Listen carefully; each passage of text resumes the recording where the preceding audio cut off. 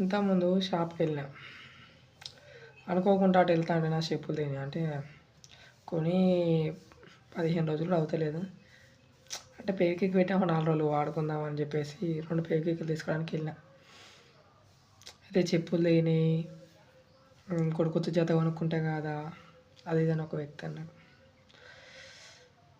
సరే అట్లా అన్నాడు అన్న సందర్భం ఉంటే నేను కూడా సపరేట్గానే ఉంది. కాకపోతే రేపు పెళ్ళి చేసుకుంటే ఏం పెట్టి సాస్తాడో అని ఒక మంచి పెద్ద మాట అన్నాడు.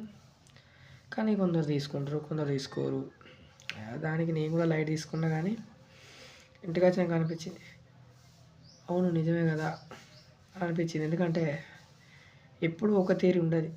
సమాజం అయినా ఏదైనా సరే రేపు నేను చూసుకోనో నాకు కూడా తెలియదు. కానీ ఒక్కటి మాత్రం నాకు అర్థమైంది, ఎక్కడున్నా లేకున్నా కానీ ఊళ్ళో మాత్రం రెస్పెక్ట్గా తిరగాలంటే మాత్రం లంగలైన వాళ్ళు మాత్రమే తిరుగుతారు.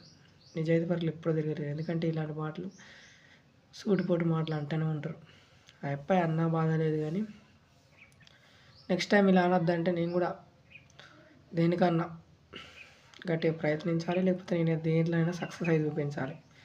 మనక చదువు అంత బుర్రకెక్కలే. చూద్దాం, ఇప్పుడు ఇది ట్రై చేస్తాను. మరి ఇది 7 వరకు తీసుకెళ్తుందో అందుకోసమే ఈ వీడియో తీసుకొచ్చిన. అందుకు కాదు, వాస్తవానికి కొంచెం బాధ అనిపించింది. సరే ఫ్యూచర్ ఎటు తీసుకోపోతే అటు వెళ్తా. కానీ